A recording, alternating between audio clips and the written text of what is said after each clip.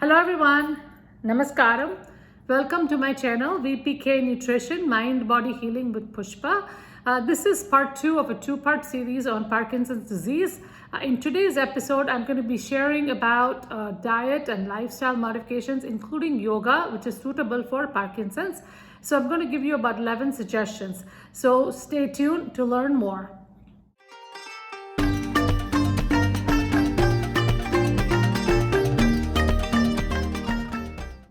Welcome back, everyone. First of all, thank you to all my viewers who watch regularly and give me feedback. For those who haven't already done so, please do subscribe to my channel. If you like my videos, give them a thumbs up, and again, share them with your friends and family so they can also be benefited. I do put a lot of effort into my videos, make sure the research is there, and enough things to support whatever I talk about. So I try to give as accurate as possible. So please do share with others so they can also be benefited. So let's get started with today's topic. Last week, I talked about Parkinson's disease in detail. I talked about the prevalence, the causes, and about 10 common symptoms, as well as Ayurvedic approach to Parkinson's disease, which is commonly referred to as Vata, meaning tremors caused by Vata. So in today's episode, I wanted to give you some diet and lifestyle tips that would help alleviate a lot of these symptoms and give you a better quality of life. So let's do them one by one. First, we'll talk about diet. Diet for Parkinson's. So food should be warm, freshly cooked, and easily digestible. Don't skip meals. Eat something at each meal to keep you nourished and grounded. Eat whole grains like oats, rice, wheat, barley, and then fresh fruits and vegetables which are sweet and juicy on their own, which gives adequate nourishment to the body. Cook with oil and take a teaspoon of ghee with each meal. Get adequate protein. Plant-based protein is preferable. Animal protein like eggs, chicken, fish sparingly. Dairy products like warm milk and spiced buttermilk is preferable over the heavy yogurt and cheeses that can cause constipation. Foods to avoid or limit. Avoid sugary foods and beverages since they affect the immune response. Stick to naturally sweet foods like sweet fruits and vegetables. Avoid or limit dry snacks like chips, popcorn, nuts, etc., which can be very drying for the body. Avoid cold foods like salads, smoothies, ice cream, which are very aggravating for Vata. Avoid processed foods and pre-packaged frozen dinners, which can be very low in prana. So this was a quick recap of all of the dietary suggestions for Vata pacifying diet. Now again, the same thing applies to constipation as well. So I did share in detail in my constipation video, and I will share the link in the description. So you can actually go and watch more if you haven't already done so. The second part of Parkinson's management is lifestyle. Again, lifestyle, there are so many things you can do. I've shared about 10 of them in this episode. First of all, number one is activity. Now, for Parkinson's, you definitely need to remain active so you don't become stiff and have all of these balance issues.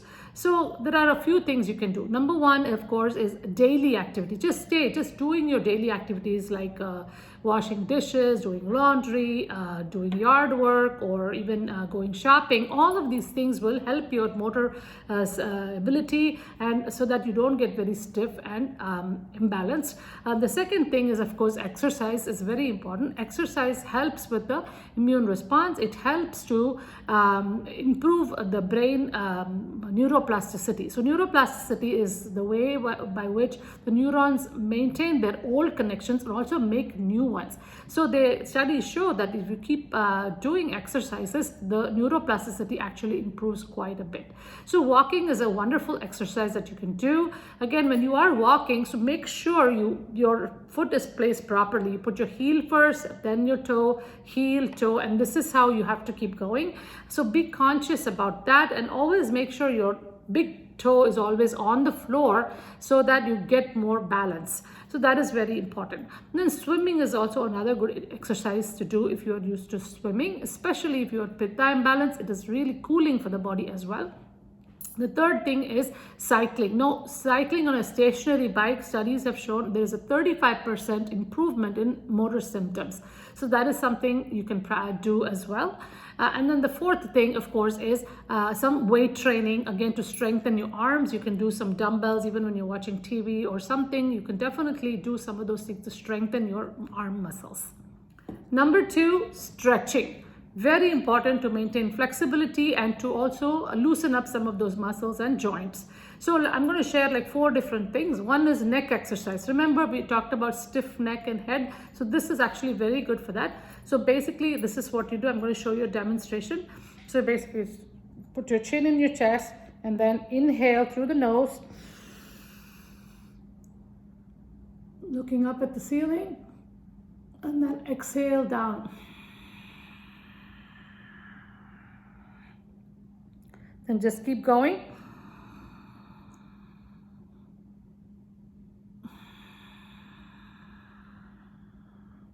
So you can do that a few times. Then you can do some side to side stretches, like inhale to one side, looking over your shoulder, and then exhale to the other side. And then the other side again.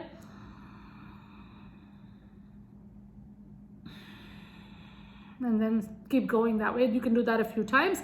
Again, then pretend you have a chalk on your nose and you're drawing circles on a drawing board or a blackboard, and do this clockwise.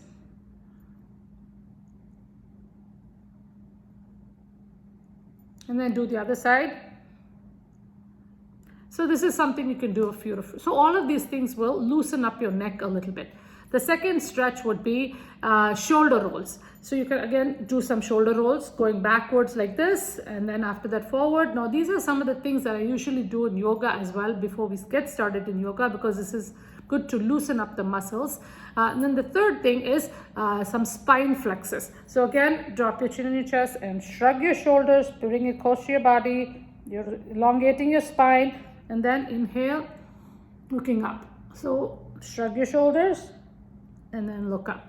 So do that a few times. And then the last one is doing some twisting. So again, keep your hands on the back of your chair, keep your other hand on your thigh, and then inhale and stretch your spine, and then exhale, twist to the left. Hold it there for a little bit, maybe about 30 seconds, and then come back. And again, do the same thing on the other side as well. So these are some neck stretches that you can do anytime during the day. Number 3, yoga. Now, yogasanas have great benefit in so many different ways. They give you flexibility, they help overcome rigidity, they give you good posture, they help to loosen up your muscles and your joints, and also give you balance and coordination. So there are a few of them very good for Parkinson's, which are grounding and give balance. These would include things like Tadasana, mountain pose, and then upward salute, and then forward bending. Of course, don't do that if you feel dizzy. Then you have Virabhadrasana, which is warrior pose. Then you can do cat-cow combination, sunbird, and also child pose, and then Shavasana, which is corpse. Now again, I've done all of these things in a separate video, so I will share the link in the description. Number 4, pranayama. Now again, pranayama has several benefits, but definitely improves the prana in a person with Parkinson's disease. 2 things that I would recommend. One is called Nadi Shodhana pranayama, or alternate nostril breathing, which a lot of people are familiar with. So basically you're inhaling through the left nostril, exhaling through the right, inhaling through the right, and exhaling through the left.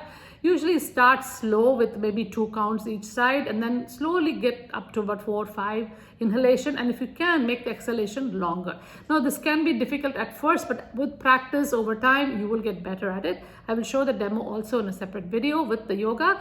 Then the second kind of pranayama is called Brahmari. Now Brahmari is called buzzing bee pranayama, and this is also very effective for Parkinson's, and again you will see that in the demo video. Number 5, meditation. Now again, meditation is very useful in giving you a lot of focus and concentration, especially when your Vata is so out of balance. People have difficulty with this. So there are 3 things, couple of things you can do. One is, of course, mindfulness meditation of just watching your thoughts and letting them go. Second thing is, again, focusing on something. So it could be just as simple as just closing your eyes and just watching your breath for a few minutes. And then of course the third thing is mantra meditation. So if you have a particular mantra that you're used to chanting, then just sit there, close your eyes, let the thoughts go, and then start chanting the mantra for a little bit, and then sit still for a little bit before you come out of meditation. Number 6, Abhyanga or oil massage. Again, whole body oil massage. I've talked about this in many of my videos. It's the best thing for Vata balancing. So try to do at least once a week whole body massage. If not, try to do as much as you can during the week. So start with the head and then go all the way down to the toes. Use warm sesame oil. You can mix Mahanarayana Thailam, which is oil, which is very good, especially for dryness and arthritic kind of pains in the joints and stuff like that. So definitely you can try it with that, or if you don't have anything, you can always just do it with the warm sesame oil. Number 7, Shiro pichu. Now Shiro means head, pichu means like a little cotton, ball of cotton. So basically you take a little ball of cotton, wrap it up in a little small cotton cloth or muslin cloth, dip it in some warm sesame oil, and then place it on the top of your head, right in the middle over here where you have that little hole that we used to have. So put it there and then keep it there for about 15 to 20 minutes, because this is supposed to be very good for neurological disorders as well as mental conditions like anxiety and depression and even hyperactivity, things like that. So again, you can keep it for about 20 minutes and take it out. Do this for about 15 to 20 days. Or if you want to keep it longer, you can put a band around it and keep it even longer. But again, start with a short amount of time first to see how you feel. Number 8, constipation. Now again, this is a big problem for people with Vata imbalance or Parkinson's for sure. So if you do have this, just watch my videos that I shared in detail. But if you want something a little extra like an herbal supplement, you can try Triphala once at night. That might help you jumpstart your bowel movement a little bit. Number 9, art therapy. Now, art in general can be very helpful, especially drawing, painting, things like that, to give you better hand dexterity. And of course, it also elevates the mood and relieves a lot of stress. So, and improves your quality of life. Getting that creative juices flowing can make you feel very happy. So try that. Number 10 is music therapy. Now, a small study that was done showed that the rhythm that you get from the music actually helps with improving the gait, the speed, the frequency, and also the step. It helps with limb coordination, postural control, and also balance. So definitely music, again, in general, it is very soothing for the mind, and so it is calming, relieves some anxiety, and also may help you fall asleep. So try that. Number 11, practice handwriting every day. Now, I mentioned in last week's video about micrographia, where the person starts writing, it's big, and then it's like slowly gets smaller and smaller. So doing this, writing maybe 1 page a day, making it a habit will actually help you improve that with your hand dexterity. And also this can come in handy for other things like wearing your button and things like that as well.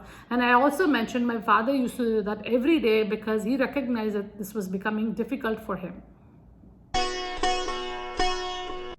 Hope you enjoyed today's episode. I know I shared a lot of information, and both for diet and lifestyle.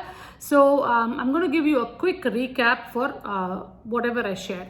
So first, of course, is diet, very important. Diet should be freshly prepared, warm and easy to digest, and also moist and unctuous, which means cooked with a little bit of oil, so there's enough moisture. Again, try to avoid very dry, cold foods because those can be very aggravating for Vata. Now, when it comes to lifestyle, I shared about 11 different tips. Number 1, remain active with all your chores or exercise. Number 2, practice some stretching like I showed on the chair. Number 3, do yoga for grounding and balancing. Number 4, pranayama, nadi shodhana and brahmari pranayama to increase prana. Number 5, doing meditation, mindfulness for focus and concentration. Number 6, Abhyanga or whole body oil massage. Number 7, Shiro pichu, Ayurvedic remedy, placing a cotton ball on the head. Number 8, alleviate constipation. Number 9, art therapy to improve hand dexterity, mood and quality of life. Number 10, music therapy to improve gait, limb coordination, posture and balance. Number 11, make a habit of practicing handwriting a page every day. So these are just a few suggestions that I have given for you today. Now again, remember, you know your body more than anyone else. So definitely listen to your body, observe your mind, and help yourself, and only do what is comfortable for you. Again, incorporate little by little baby steps. So try some of these things, and please put some comments on my in the comment section, so I know these things are helping you. So have a good day, have a wonderful week ahead, and I will see you next week with a new episode.